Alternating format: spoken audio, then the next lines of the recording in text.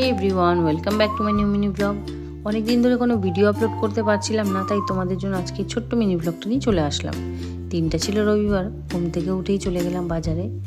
এদিকে বাজার থেকে এসে ফ্রেশ হয়ে বসে পড়লাম জলখাবার নিয়ে।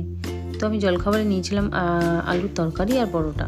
তো সেটা খাওয়ার পরে আমি চলে গেলাম চা বানাতে, যেটা না হলে একদমই নয়।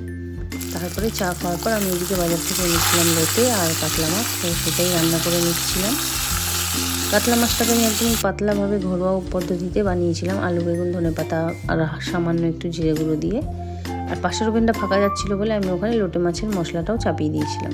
তো কাতলা মাছটা ফুটে গেলেই মোটামুটি কমপ্লিট। আর ওইদিকে লোটে মাছের মশলাটাও আমি ভালো মতন কষাচ্ছিলাম। তো মশলা কষে গেলে মাছটাকে দিয়ে দেবো। আর আমি চেয়েছিলাম একটু গ্রেভি টাইপের রাখতে, কিন্তু জানি না কেন শুকিয়ে ঝুড়ো হয়ে গেছিলো।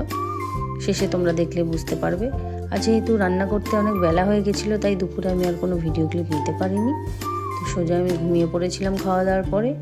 তারপরে উঠে সোজা সন্ধ্যাবেলা বানিয়ে নিলাম একটু চা, কারণ চা খেয়ে আমাকে একটু বেরোতে হবে মার্কেটের উদ্দেশ্যে। তো মার্কেটে গিয়ে আমি একটু বাইরে ফুচকা খেয়েছিলাম, সেই ক্লিপটা আমি তোমাদের সাথে শেয়ার করে দিচ্ছি। আর আজকের ব্লগটা আমি এখানেই শেষ করছি। দেখা হচ্ছে তোমাদের সঙ্গে আবার পরের ব্লগে। আর আমার এই ভিডিওটা যদি তোমাদের ভালো লেগে থাকে অবশ্যই লাইক কমেন্ট করে দিও।